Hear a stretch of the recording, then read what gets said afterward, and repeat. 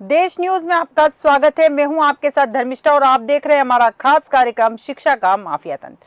उत्तराखंड के रावली महमूद का दूसरा स्कूल राजकीय प्राथमिक विद्यालय, जहां बच्चे तो 350 हैं और शिक्षक सिर्फ 5 है। 1000 बच्चों को 11 शिक्षक संभाल रहे हैं। कोई क्लास खाली है तो किसी क्लास में 90 बच्चों के ऊपर एक टीचर और कई कक्षाओं में टीचर ही नहीं है। एक शिक्षिका तो कक्षा में बच्चों को सिलाई सिखा रही है, क्योंकि बच्चों की माता ने बोला है कि मैडम से सिलाई सीखो। खैर, एक ही स्कूल के प्रांगण में आंगनवाड़ी भी चलती है। रसोई में खाना तो अच्छा बनता है, लेकिन जहां खाना बनाया जाता है वहां गंदगी का अंबार लगा हुआ है। स्कूल में सफाई कर्मचारी ही नहीं है, गेट के बाहर ही गंदगी का अंबार लगा हुआ है। आपको बता दें कि यहाँ 1 साल से सफाई नहीं हुई है। डस्टबिन तक इस स्कूल में मौजूद नहीं है। गांव के लोग और जो कंपनी में काम करने वाले कर्मचारी स्कूल के बाहर ही कूड़ा डालते हैं। स्कूल में शिक्षकों को सिर्फ अपनी तनख्वाह से मतलब है और बच्चों से नहीं। प्रिंसिपल खुद सफाई भोजन माताओं से करवाती है, पानी पिलाने वाला पियून तक नहीं है। आज हम आपको बताएंगे शिक्षा के माफिया तंत्र में किस तरह कुंभकर्ण की नींद सोए हैं शिक्षा अधिकारी। हम यहाँ से मंदिर के पास से आपको कौन पढ़ाता है? जसवीर सिंह सर। जसवीर सिंह सर कैसा पढ़ाते हैं आपको? अभी कौन सा चैप्टर चल रहा है? चुनौती मान लेगी। अंकित, कौन सी क्लास में पढ़ते हो बेटा आप? 5th में। आप कहाँ पढ़ते हो? कौन सा स्कूल है ये? जीपीएस रावली मैंगो फेस 1 है। अभी कौन सा चैप्टर पढ़ाया जा रहा है आपको? चुनौती हिमालय की बेटा। साधना मैम है। सुबह से क्या क्या पढ़ाया आपको? हमें हिंदी पढ़ा दिया, इंग्लिश पढ़ा दिया और कौन से सब्जेक्ट पढ़ाए जाते हैं? और संस्कृत, आसपास और मैथ पढ़ाया गया। खाली हिंदी से पहले क्या पढ़ाया गया है? हिंदी, अभी से हिंदी से सुबह से हिंदी। इसके अलावा कुछ पढ़ाया नहीं आपको? पढ़ाया है। क्या पढ़ाया है? इंग्लिश भी पढ़ा। इंग्लिश में कौन सा चैप्टर था? आपको कौन पढ़ाता है? स्कूल में पढ़ाते हैं डेली? सारे चैप्टर याद है आपको? कितने चैप्टर हुए उनके? 13 चैप्टर। पहले चैप्टर में क्या क्या पढ़ाया आपको? पहले चैप्टर में रात की रस्म और उसके बारे में सर देखो, गंदगी तो बहुत है ही। आपने बाहर देखा भी होगा कि नाला बह रहा है और नाले में इतना सारा कूड़ा कचरा भरा हुआ है। इसके लिए तो वैसे तो यहाँ पे अधिकारी लोग आते हैं, सभी देखते हैं, गांव का प्रधान भी देखता है, गांव के लोग भी देखते हैं, पर आज तक इसके लिए कुछ किया नहीं किसी ने। आपने बाहर देखा भी होगा कि मैम, उसके लिए तो मैं शायद कुछ नहीं बोल पाऊँगी, क्योंकि आसपास का जितना भी एरिया है ना, सारा कूड़ा वहीं डलता है। और हमने कई बार मतलब प्रधान जी को भी बोला है, हर साल वो 26 जनवरी 15 अगस्त में हमारे यहाँ आते हैं। उनको हमने कई बार उनको बोला है इस चीज़ के लिए कि इसकी यहाँ पर सफाई की व्यवस्था कर दीजिए, इसको पक्का कर दीजिए, लेकिन कोई समस्या सोल्व हो नहीं पाई। तो हमारे 25 और कभी 22 भी आ रहा है, 20 भी आ रहा है। अच्छा, मिड डे मील यहीं से मिलता है? सबसे बड़ी कमी है, बच्चे यहाँ पे ऐसे घूमते हैं खुले, क्योंकि टीचर्स नहीं है। सबसे पहले तो कंप्लेन होनी चाहिए यहाँ पे, जो यहाँ के प्रधान हैं उनको देखना चाहिए। भाई क्षेत्र कम है, हमारा स्कूल का क्षेत्र इतना ज़्यादा कम है क्योंकि बच्चे इतने ज़्यादा हो गए, किराएदारों के भी बच्चे हैं। बच्चों को क्या चाहिए? टीचर चाहिए। टीचर ही बच्चों को संभालेगा, ऐसे ही घूमते हैं बच्चे। तो सुना आपने किस तरह वहां पर अव्यवस्थाओं का अंबार लगा हुआ है। स्कूल के बाहर ही कचरों का ढेर लगा हुआ है और वहां के लोगों का कहना है कि इस ओर किसी का ध्यान। इसी विषय पर विस्तृत चर्चा के लिए हमारे साथ सुनीता सिंह स्टेट कोऑर्डिनेटर, अर्चना चौधरी हमारी संवाददाता और कुलदीप चौहान सचिव। आप तीनों मेहमानों का देश न्यूज में बहुत बहुत स्वागत है। सबसे पहले अर्चना चौधरी जी, मैं आपके पास आऊंगी। और क्या क्या समस्या है इस स्कूल में? जैसा कि हमने देखा है, तस्वीरों में भी दिखाई दे रहा है कि स्कूल के बाहर ही कचरे का अंबार लगा हुआ है। जैसा कि आपको बताना चाहूंगी कि एंट्री होते ही पहले सबसे कूड़े का दर्शन करना पड़ता है। बच्चों को और आंगनबाड़ी की जो शिक्षिकाएं हैं उनको, भोजन माताओं को, यहाँ की शिक्षिकाओं को, अध्यापकों को, बच्चों को पहले सबसे कूड़े के ढेर से सूंघते हुए अंदर आना पड़ता है। जी धर्मिष्ठा जी, आगे बताना चाहूंगी, पहले सबसे तो मेडिकल पड़ता है कि जहाँ बच्चों का वैक्सीनेशन या ग्रामीण लोगों को जैसे जो वैक्सीनेशन लगते हैं सरकारी, वो लगाने के लिए आगे एक केबिन बना हुआ है। फिर 2 कदम चलिए तो वहीं पे आंगनबाड़ी है। आंगनबाड़ी में 25 बच्चे पढ़ते हैं। 25 बच्चों के पढ़ने के बाद यहाँ की आंगनबाड़ी की महिलाएं खुद ही अपने ही पैसों से दरवाजे लगवाई हैं, दीवार बनवाई हैं, जो कि यहाँ पे कोई इस तरह का निर्माण नहीं था पहले। फर्श तक भी उन्होंने अपने पैसों का डलवाया है। फिर उसके बाद 10 कदम आगे बढ़िए तो स्कूल का प्रांगण शुरू होता है। एक ही प्रांगण में 3 चीजें हैं। अब आगे स्कूल में आइए तो पहले तो आपको टीचर नहीं मिलेंगी, टीचर है ही नहीं। 350 बच्चों पे मात्र 5 टीचर यहाँ पे वर्क कर रहे हैं। जी धर्मिष्ठा जी, बिल्कुल सही कहा कि टीचर ही मौजूद नहीं है तो बच्चों की पढ़ाई कैसे होगी। सबसे पहले कुलदीप चौहान जी आपके पास आऊंगी। कुलदीप जी, जिस तरह से उस स्कूल के हालात नजर आ रहे हैं, एक तरफ हम स्वच्छता की बात करते हैं, स्वच्छता को तो यहाँ पलीता लगता हुआ दिखाई दे रहा है क्योंकि स्कूल के बाहर ही कचरे का अंबार लगा हुआ है।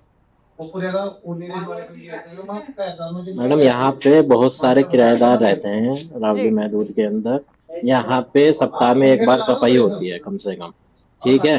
और ये लोग यहीं पे आके कचरा डालते हैं। यहाँ पे डोर टू डोर कचरा कलेक्ट भी किया जाता है। इसके लिए एक एनजीओ काम कर रहा है यहाँ पे। डेली मतलब यहाँ पे आते हैं लोग, अपने रिक्शा ई रिक्शा लगी हुई है यहाँ पे, यहाँ से उठाया जाता है कचरा घर से डेली।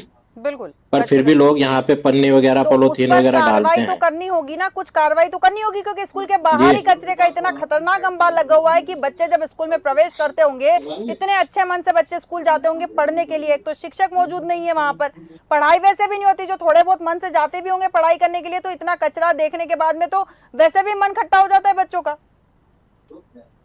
जी मैडम, ये इस साल के प्रधान जी ने ये प्लान में लिया है।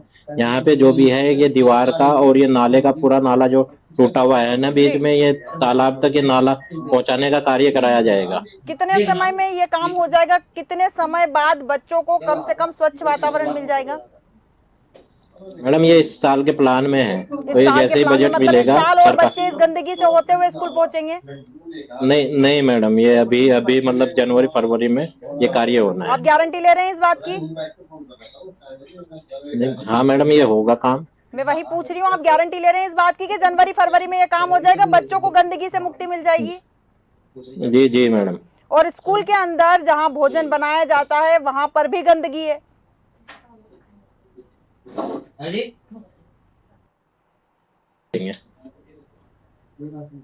कुलदीप जी सुन पा रहे हैं आप? जी मैडम। जी, स्कूल के अंदर जहाँ बच्चों के लिए मध्याह्न भोजन बनता है उस जगह पर भी गंदगी है। वो भोजन खा के तो बच्चे वैसे भी बीमार होंगे। तो मैडम ये थोड़ा सा स्कूल प्रशासन को भी देखना होगा ना कि ये यहाँ पे स्कूल प्रशासन भोजन ध्यान बना नहीं रहे दे रहा है हैं। तो हमें तो कुछ करना होगा ना, हम भी जिम्मेदार नागरिक हैं।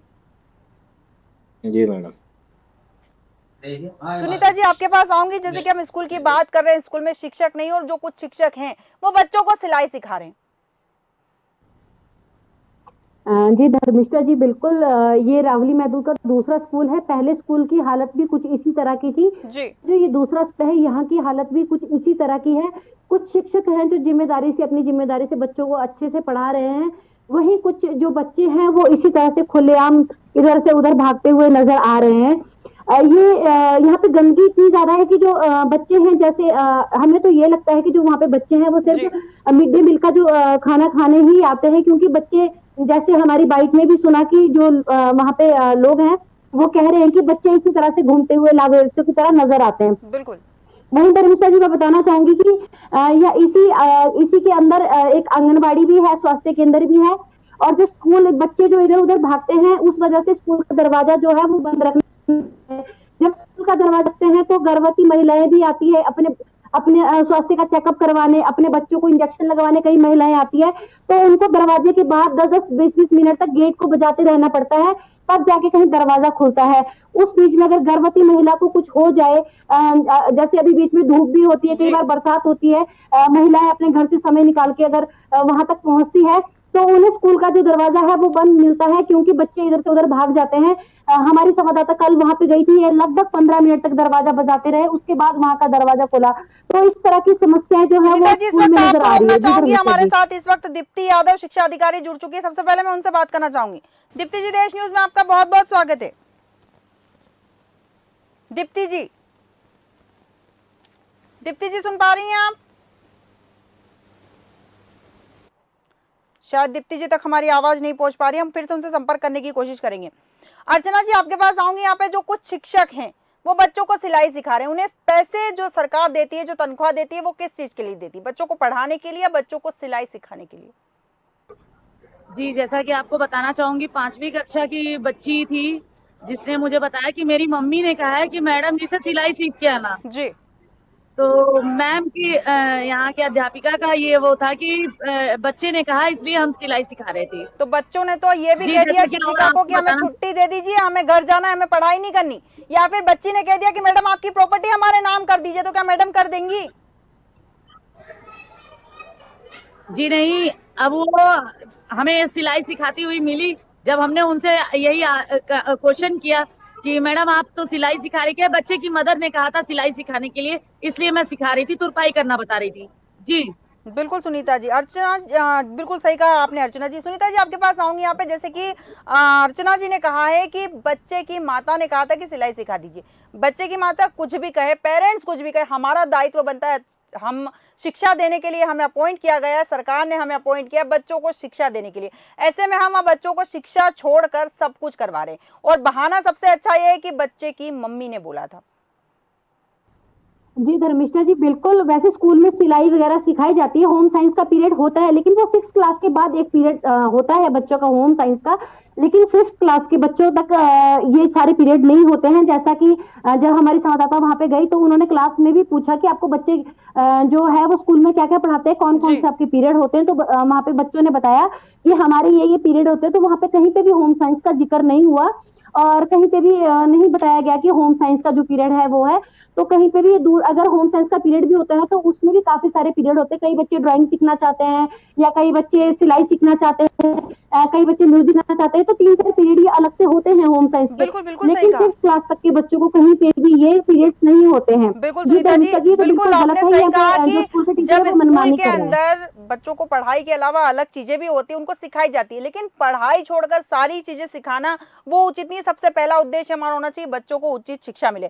अर्चना जी आपके पास आऊंगी, वहाँ बहुत सारे लोग भी हमें फ्रेम में दिखाई दे रहे हैं, मैं जानना चाहूंगी आप उनसे भी पूछ कर बताइए कि और स्कूल में क्या क्या समस्याएं हैं। शिक्षक अवेलेबल नहीं है, शिक्षक कम मात्रा में है, तो अधिकारी क्या कर रहे हैं यहाँ पर? जी, जैसा कि यहाँ पे आज वैक्सीनेशन लगाने के लिए, एक टेटनस का इंजेक्शन लगाने के लिए कुछ नर्सेज आई हुई हैं जिन्होंने यहाँ की थोड़ी कमियां बताई हैं। आप इनके मुंह से खुद जान सकती हैं। जी आपका नाम क्या है? नाम साक्षी चौहान है। मैं यूपीएससी सेंटर रामधाम से आई हूँ, और एएनएम विश्वनाथपुर। यहाँ पे हम जैसे कि वैक्सीनेशन करने के लिए आते हैं, यहाँ पे हम देखते हैं कि वैसे तो वीक में एक बार जरूर आते हैं यहाँ पे हम देखते हैं कि जैसे स्कूल में एंट्री करते हैं, एंट्री के बाहर गंदा नाला है, वहाँ पे इतनी डस्ट कूड़ा कचरा रहता है। तब जैसे कि अगर बच्चे आएंगे सबको इतनी गंदगी होगी तो बच्चे बीमार तो पड़ेंगे ना, उनको बीमारियां होगी। और दूसरी बात ये कि जैसे कि गर्मी का टाइम होता है तो हमारा 9:30 से 2 बजे तक का टाइम होता है वैक्सीनेशन का। तो इसमें क्या होता है, यहाँ पे गेट बंद हो जाता है स्कूल का। ये बोलते हैं कि यहाँ पे, और फिर बताओ हम कहाँ से जाएंगे वैक्सीनेशन करके, गेट बंद कर देते हैं। हम पीछे से रास्ते को निकलते हैं, कहते हैं कि नहीं हमारा टाइम है, बच्चे को भेज देते हैं, और अपने आप ही ऐसे इधर उधर घूमते रहते हैं। बच्चों की कोई पढ़ाई नहीं होती यहाँ पे। बिल्कुल बिल्कुल सही कह रही है अर्चना जी है कि वहाँ पर बच्चे इतना शोर करते हैं, और जब शोर करते हैं तो वैसे भी कुछ सुनाई नहीं देता। और बच्चे शोर क्यों ना करें, बच्चे शोर करेंगे, कारण सबसे बड़ा ये है कि वहाँ पर शिक्षक मौजूद नहीं है बच्चों को संभालने के लिए, बच्चों को चुप करने के लिए। और छोटे बच्चे जब उनको पर्याप्त मात्रा में शिक्षक नहीं मिलेंगे, उन्हें शिक्षा नहीं मिलेगी, तो छोटे बच्चे क्या ही करेंगे, वो मस्ती ही करेंगे, खेलेंगे। इसमें बच्चों की कोई गलती नहीं है, गलती है वहां के अधिकारियों की जो अपनी जिम्मेदारी नहीं समझ रहे। सुनीता जी आपसे यह जानना चाहूंगी मैं कि वहां पर शिक्षा अधिकारी को कोई खबर की गई इस मामले में कि यहाँ शिक्षक नहीं है, गंदगी का अंबार लगा हुआ है, शिक्षकों की मात्रा बढ़ाई जाए, ऐसा कोई आगे खबर भेजी गई थी इस तरह की? जी धर्मिष्ठा जी, जब हम वहाँ पे स्कूलों में जब हमारे संवाददाता या हमारे देश न्यूज की जब टीम पहुंची तो उन्होंने कहा कि कंप्लेंट की जाती है। और धर्मिष्ठा जी अगर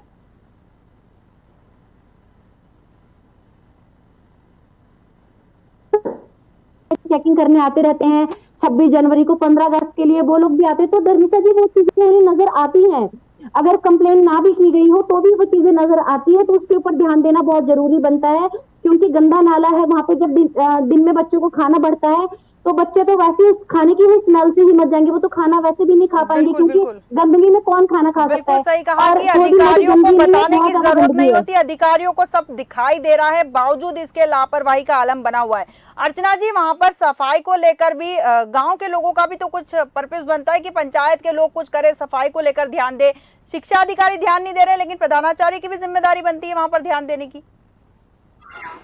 जी, जैसा कि प्रधानाचार्य ने हमें बताया कि पहले स्कूलों में प्यून होते थे, अब प्यून नहीं है। और जैसा कि एक महिला हमारे साथ जुड़ी हैं, साथ में ही है, वो आपको थोड़ी समस्या बताना चाह रही हैं कि हमारे चैनल के माध्यम से लोगों को पता लगे कि ये क्या क्या कमियां हैं इस स्कूल में। बिल्कुल जी, आप आइए। आपका नाम क्या है?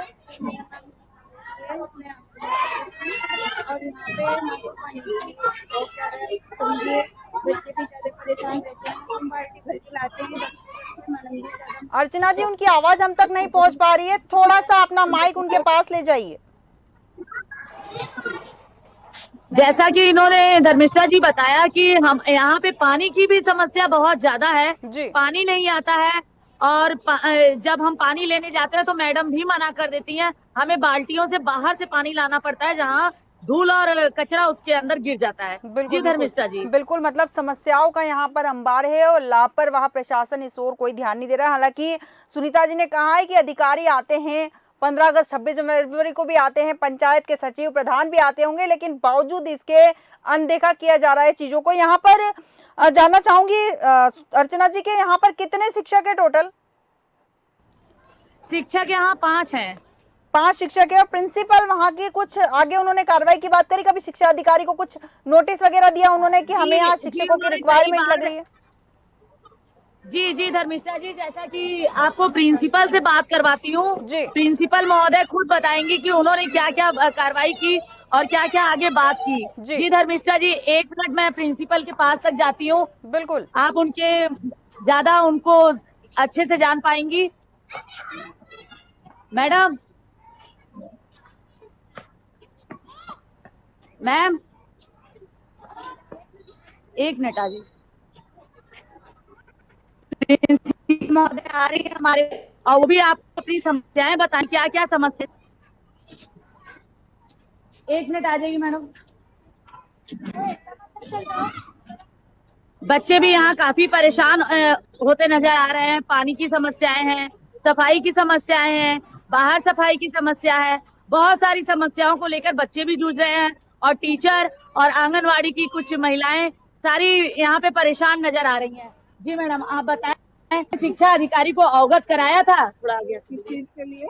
यहाँ पे टीचर की कमी के लिए। हाँ जी, वो हमारे हो जाता है ना, एक यूडाइस में जाता है, तो उसमें हम हमेशा बताते हैं कि हमारे यहाँ टीचर की जरूरत है। तो किसी क्लास में टीचर नहीं होते, तो उसके लिए आप लोग क्या करते हैं? व्यवस्था करते हैं अपनी, एक टीचर को कोई 2 क्लास में भेजते हैं, या मैं जाती हूँ, अगर कोई टीचर अब्सेंट है तो मैं चली जाती हूँ क्लास में, और या फिर हम दूसरे टीचर को 2 क्लास दे देते हैं एक ही टीचर को। जैसा कि प्रिंसिपल ने हमें बताया, अवगत कराया कि हम शिक्षा अधिकारी को अवगत करा चुके हैं। कई बार मीटिंग में अवगत कराते हैं कि यहाँ पे टीचर की कमी है, और जब स्कूल का इनको करना पड़ता है तो एक ही टीचर 2 आता है। बिल्कुल कि एक ही शिक्षक 2 कक्षाएं पढ़ा रहा है। ये तो मैनेजमेंट हो गया कि हाँ, जुगाड़ लगाया जा रहा है कि बच्चे ज्यादा हैं, शिक्षक कम है, तो 2 शिक्षक हैं, 1 शिक्षक है, मैनेजमेंट जमा लिया। लेकिन शिक्षकों की कमी तो बनी हुई है, शिक्षा अधिकारी की जिम्मेदारी बनती है ध्यान देने की। अर्चना जी, मैं चाहूंगी आप वहाँ के प्रिंसिपल से पूछे कि अधिकारियों का इस मामले में क्या कहना है। जब उन्होंने उनसे कहा है कि हमें शिक्षकों की जरूरत है, तो अधिकारियों का क्या कहना है? अधिकारियों का क्या कहना है?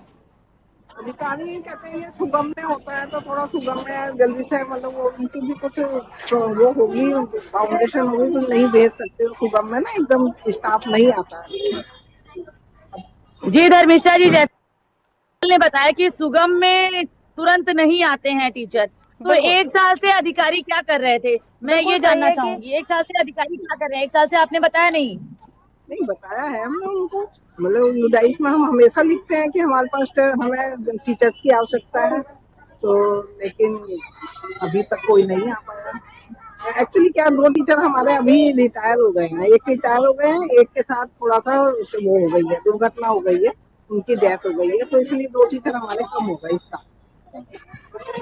जी धर्मिष्ठा जी, जैसे कि आपने जाना कि एक टीचर की डेथ हो गई है और एक टीचर रिटायरमेंट हो गए, तो भी स्कूल में देखा जाए 350 बच्चों पे 60 टीचर ही थे। बिल्कुल जी बिल्कुल, और धर्मिष्ठा एक जी। साल से समस्या बनी हुई है और एक साल में इसका कोई निराकरण नहीं किया गया। सुनीता जी, आपसे जानना चाहूंगी कि जैसे कि प्रिंसिपल ने शिकायत की है, मांग की है टीचरों की, लेकिन अभी तक अधिकारियों ने नहीं सुनी है। टाल मटोल या फिर गोलमोल जवाब दिए जा रहे हैं, क्योंकि एक साल, पूरा साल बच्चों की पढ़ाई का बर्बाद हो रहा है। क्योंकि एक ही शिक्षक अगर 2 कक्षाओं को लेकर एक साथ पढ़ाएगा तो वो कितना पढ़ा पाएगा, ये आप और हम बहुत बेहतर तरीके से समझ सकते हैं। जी धर्मिष्ठा जी, बिल्कुल इसमें साफ साफ ये है कि जो अधिकारी है वो जमीनी स्तर पर आके देखना नहीं चाहते, वो बच्चों की जिंदगी के साथ खिलवाड़ कर रहे हैं। जैसे कि यहाँ की प्रिंसिपल ने कहा कि हम मैनेजमेंट कर रहे हैं, तो मैम आप देख सकते हैं स्क्रीन पे बच्चे जो भी हैं, आपको क्लासरूम में कोई भी नजर नहीं आ रहा, वो इधर से उधर भागते हुए नजर आ रहे हैं। तो ये मैनेजमेंट कहाँ है? अगर मैनेजमेंट है तो बच्चे अपने क्लासरूम में होते। और ऐसा नहीं है कि अभी ही बच्चे बाहर है, इससे पहले भी बच्चे बाहर नजर आए थे। जब हम 11 बजे क्लासरूम में गए थे उस वक्त भी बच्चे बाहर नजर आए थे। तो मैनेजमेंट वर्क अगर है भी, अगर ये अपने लेवल पे कर भी रहे हैं तो कहाँ है? हमें स्क्रीन पे साफ दिखाई दे रहा है कि बच्चे पीछे इसी तरह से घूमते हुए नजर आ रहे हैं। तो कहीं ना कहीं मैनेजमेंट तरीके से नहीं हो पा रहा है। यहाँ पे जो इसमें तो प्रधानाचार्य की भी गलती है और बच्चों के पेरेंट्स की भी गलती है, और जो यहाँ पे अधिकारी उनकी भी गलती, क्योंकि कोई भी तरीके से ध्यान नहीं दिया जा रहा है। क्योंकि जहाँ पे बच्चे खाना खाते हैं, हाथ धोते हैं या खाना बनता है, वहां पे भी कितनी ज्यादा गंदगी नजर आती है। और मेन चीज है कि जो यहाँ पे 3 चीजें हैं, स्वास्थ्य केंद्र है, आंगनबाड़ी है, उन जगहों के लिए अलग अलग दरवाजे होने चाहिए ताकि गर्भवती महिलाओं को वेट ना करना पड़े, दरवाजे खुल जाए। अगर कोई शिक्षा अधिकारी आता है या चेकिंग के लिए कोई आता है तो भी अगर दरवाजे बंद मिलते हैं तब वो लोग क्या तब कदम उठाएंगे? अभी जैसे देश न्यूज की टीम वहां पे पहुंची तो उन्हें आधा घंटा लगभग बाहर वेट। बिल्कुल बिल्कुल सही कहा आपने सुनीता सिंह जी की वहां पर लापरवाहियां हो रही हैं, और इतने सारे जगह होने के बाद में भी लगातार लापरवाही सामने आ रही है। ना शिक्षक है, पास में आंगनबाड़ी लग रही है, स्वास्थ्य केंद्र लग रहा है, इसके बावजूद भी ना तो अधिकारियों का ध्यान है, ना ही जिम्मेदारी से और कोई ध्यान दे रहा है। अर्चना जी, आपके पास आऊंगी। जिस तरह से स्कूल का आलम नजर आ रहा है, लगभग 1:30 बजने वाली, और 1:30 बजे आधे घंटे का हमारा प्रोग्राम है, आधे घंटे में लगातार हम देख रहे हैं कि बच्चे बाहर घूम रहे हैं। उनकी जो रेस्ट टाइमिंग होती है वो 15 मिनट 20 मिनट की, 1-1.5 घंटे की होती है, क्योंकि लगातार बच्चों की आवाज आ रही है। पढ़ाई किस वक्त होती है स्कूल में? जी धर्मिष्ठा जी, जैसा कि आपको बताऊंगी, प्रिंसिपल द्वारा जाना गया कि यहाँ की भोजन माताएं जो हैं वो ही बेचारी खाना भी बनाती हैं, वही सफाई भी करती हैं। जैसा कि स्कूल में आते ही पहले सबसे वो सफाई पे ध्यान देती हैं, या प्रिंसिपल द्वारा बाहर से मंगवा के सफाई कर्मचारी बुला के अपने पैसों से ही सफाई कराई जाती है। जी धर्मिष्ठा जी, बिल्कुल की सफाई की व्यवस्था भी नहीं है, बच्चों के लिए शिक्षक भी नहीं है, और वहां पर माताएं, जो भोजन माताएं, वही सफाई करती है, उसके बाद वही भोजन बनाती है। स्कूल लग रहा है या फिर शिक्षा विभाग मजाक कर रहा है वहां पर, ये बात समझ से परे है। हालांकि हमारे पास समय की सीमा है, वरना हम इस चर्चा को और आगे ले जा सकते थे।